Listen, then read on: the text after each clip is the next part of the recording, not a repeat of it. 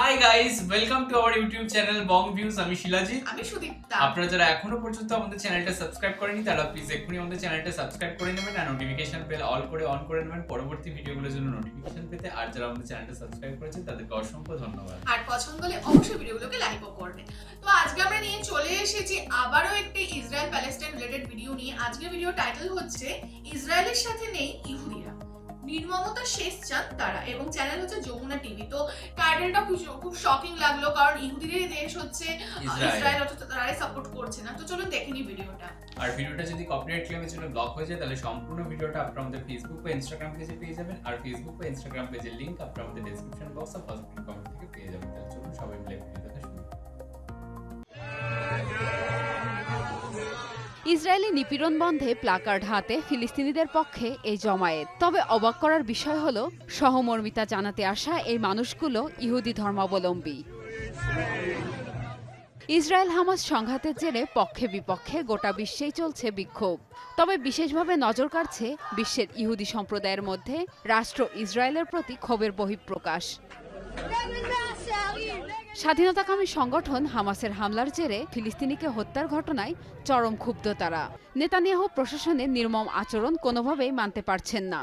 হামলা, হানাহানি, সংঘাতের অবসানে দুই রাষ্ট্রভিত্তিক সমাধানের দাবি তাদের। অনেকেই এই সংঘাতের জন্য সরাসরি দায়ী করছেন ইসরায়েলকে। অনেক ধর্মীয় নেতাও এই দখলদারিত্বের বিরুদ্ধে সরব অবস্থান তুলে ধরছেন।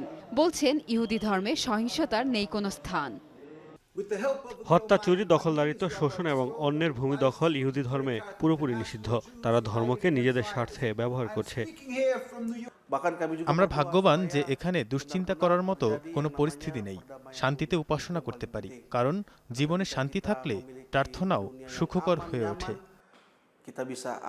ইসরায়েল ফিলিস্তিনের স্থায়ী সংকট নিরসনে আন্তর্জাতিক মহলের প্রতি আহ্বান জানিয়েছেন বিভিন্ন ইহুদি সংগঠন। প্রিয়াঙ্কা চক্রবর্তী, যমুনা নিউজ।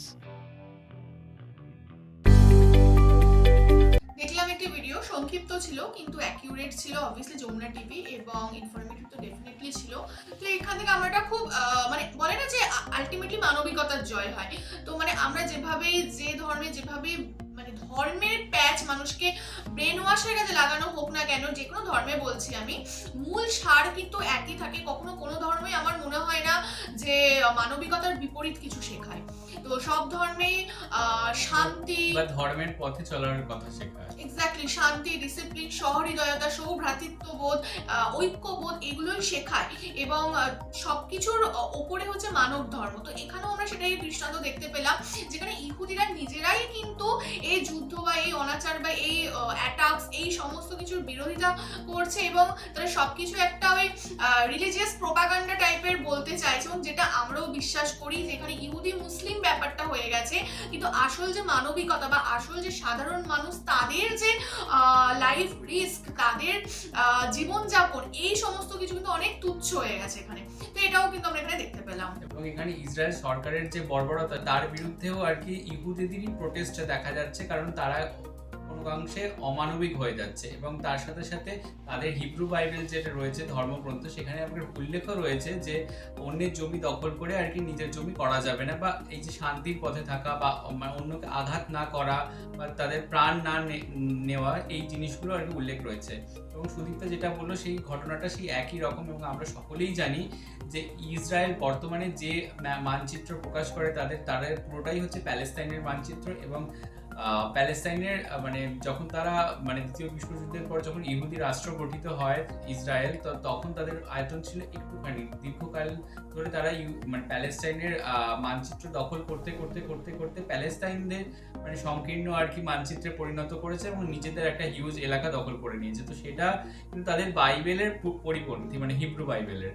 তো সেটা কিন্তু মানে কন্ট্রাডিক্ট হয়ে যাওয়ার জন্য নেতারা যারা রয়েছে তারাও কিন্তু এর বিরোধিতা করছেন, যার জন্য আলটিমেট এই যুদ্ধটা। একদমই তাই।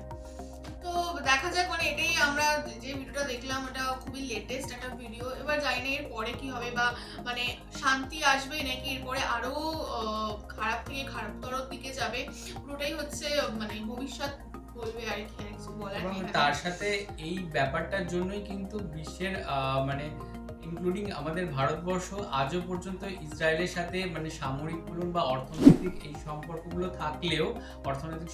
থাকলেও কিন্তু মানে যে ইসরায়েলকে মানে যে একদম রাষ্ট্রপুঞ্জের কাছে যে স্বীকৃতি দেওয়া সেই জিনিসটা থেকে কিন্তু ভারতবর্ষ এখনো বিরত রয়েছে আমার যতদূর নলেজ রয়েছে।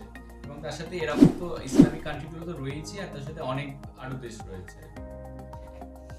তো যাই হোক, এখানে ভিডিওটা আমরা শেষ করছি। আপনারা কিন্তু অবশ্যই আপনাদের গুরুত্বপূর্ণ মতামত সবকিছু কমেন্ট বক্সে জানাবেন, কারণ আপনাদের কমেন্ট থেকে আমরা নতুন নতুন অনেক কিছু আপডেটস পাই বা নতুন বিষয়ে জানতে পারি, যেটা আমাদের জন্য খুব হেল্পফুল হয়। আর আমাদের ভিডিও যদি আপনাদের পছন্দ হয়ে থাকে অবশ্যই লাইক করবেন এবং আমাদের চ্যানেলটাকে সাবস্ক্রাইব করে যাবেন। এবং সাবস্ক্রাইব বাটনের পাশে জয়েন বাটন পেয়ে যাবেন, সেখানে কিছু ফেসিলিটিস দেওয়া থাকে, আর চাইলে আপনারা চেক করতে পারেন। আর আমাদের যে ফেসবুক ইনস্টাগ্রাম পেজ রয়েছে সেখানে আপনারা ফলো করতে ভুলবেন না, লিংক ডেসক্রিপশন বক্সে পেয়ে যাবেন। আর আমাদের যদি পার্সোনালি আপনারা পছন্দ করে থাকেন, আমাদের যে ফেসবুক ইনস্টাগ্রাম পেজ রয়েছে সেখানে আপনারা ফলো করতে পারেন, তার লিংকও ডেসক্রিপশন বক্স চেক করলে পেয়ে যাবেন। আর আমাদের যে ফেসবুক গ্রুপ রয়েছে সেখানে আপনারা জয়েন করে আপনাদের মনের মতো সমস্ত কিছু পোস্ট করতে পারেন, তার লিংকও ডেসক্রিপশন বক্স চেক করলে পেয়ে যাবেন। দেখা হচ্ছে পরবর্তী ভিডিওতে, আজ এ পর্যন্তই, টাটা।